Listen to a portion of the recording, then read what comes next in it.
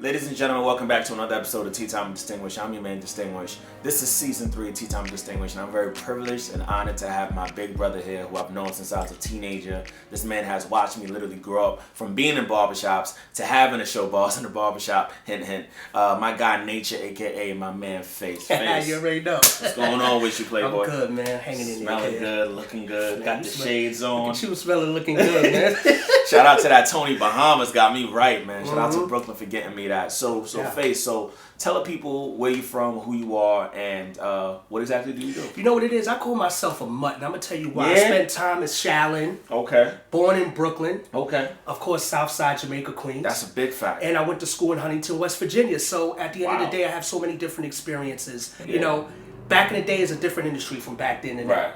So many different outlets for many to make it now. There's a lot more money being given out, a lot more people getting used. Right. So a lot of times, the people that I work with back in the day, you might not have known on because they was very underground, like Frankenstein and people of that nature that was down with Common and his team, but now they don't exist anymore. But I did meet Lupe Fiasco. He reminds me a lot of you because of the intellectual. It was more of us just building and having a conversation, and we did exchange maps and nothing ended up coming of it. But that's a brother I would always like to work with. But again, I done submitted, music to EMI, different songwriting outlets, trying to get my work out there, see what people want to work. But the money got to be good, the situation got to be good, the integrity got to be there. I hear that. So that's pretty much it. Okay, so I know you more for being the guy that is in a position to put people on. So around the time when I met you, what exactly were you doing? I met you, I want to say around 2008, 2009. I know you were talking about writing, publishing, and things of that nature. You was also heavily active in the studio.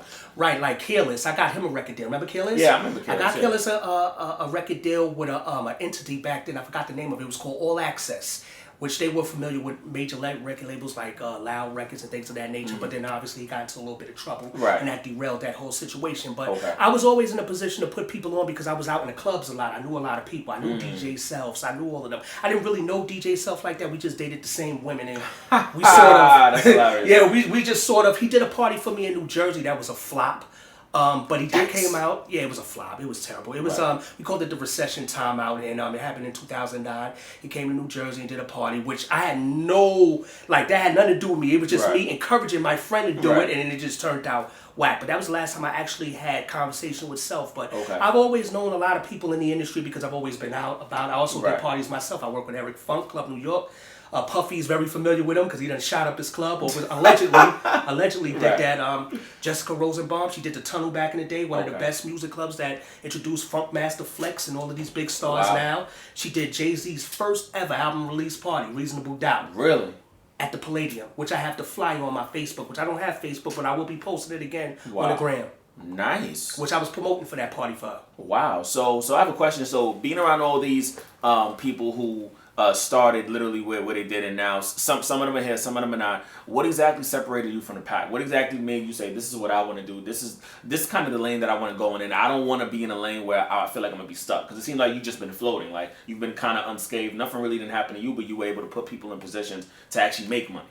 Okay, for me, dealing with different cultures is also a big thing because one thing with Jessica, she's about making money, but she's also about putting who she want to put in that position instead of that person. Right. Or you might get somebody of African American descent that might want you really to go get cheesecake like Puffy made him do instead of letting the work speak for itself. Making a band, yeah, letting the work speak for itself. I think that you should never antagonize or try to patronize anybody in their dream. You should try everything in your power to help them. Right. Especially if the talent is there, because if the talent is there, you can work with everything else. Right.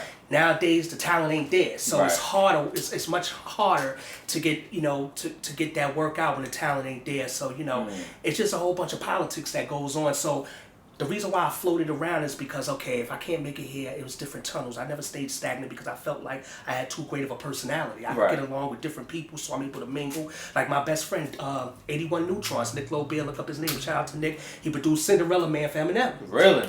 Yes, he did. Big record. Big record for him. Very big record. And I was on the phone with him, so we're actually going to go back in and work on some new stuff. Okay. And hopefully we're gonna push that. But he's the main one I do music with, very talented brother, and hopefully we can help each other out, get to where we want to go. Because I really want to have my own publishing company and do my own thing. That way I let these labels know, listen, we could work together, we could compromise, but just make sure that the integrity is there. When it's time to get paid, we work the right way. Right. It's all about doing things the right way. Okay, so with that being said, now, here we are in 2019, on the brink of 2020 any day now. We have a lot going on in terms of politics, in terms of music. Oh, shit. What exactly do you think is the biggest hindrance for young people today who's trying to, get a start in this industry with everything that's going on? Mental health is at an all-time high. We got the Me Too movement. We got people going to jail for doing stuff they did back in the day, and now everything is being unraveled. What exactly is the biggest hindrance for a young person to get their start in music today?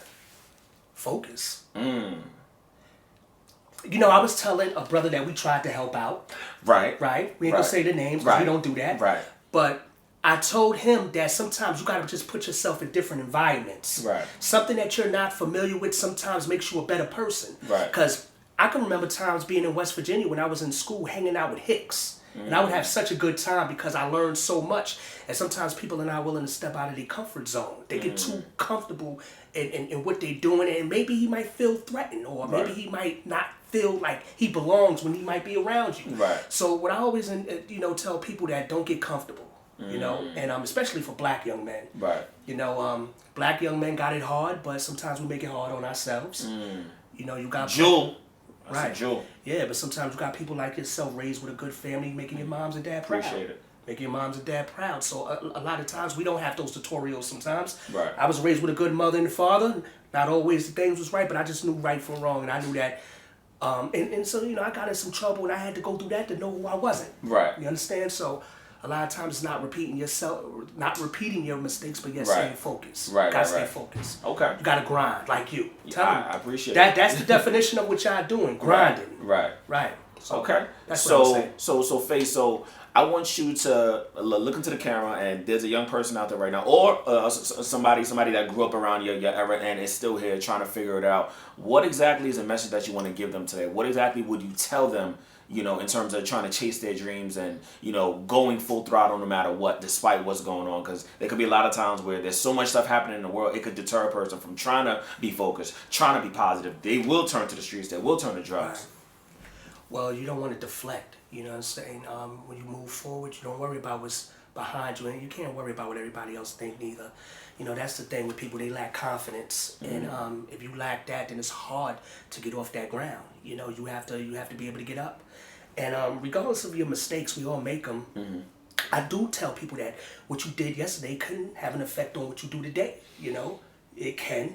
People say the past is history, the future's a mystery. Well, that's not always true, because your past can be a reflection of your future. We're seeing that today.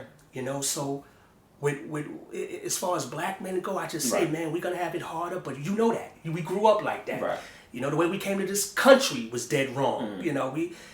So it's all about just, like I said, surrounding yourself with people, different environments, never deflecting, making excuses, and understand that fortitude is the principle of life. Nothing's going to come easy. So if you want it to come easy, then you especially in this business, you're doing it all wrong. Right. You're doing it all wrong. You got to fight for whatever you want, man. You can't make excuses based off your past. But we understand. There's people out there that are willing to help, but not so many. Right. Not so many. So just stay focused and try to put yourself in a better environment. Right. If it ain't working over here, go over there. Right. If it ain't working over there, go over there.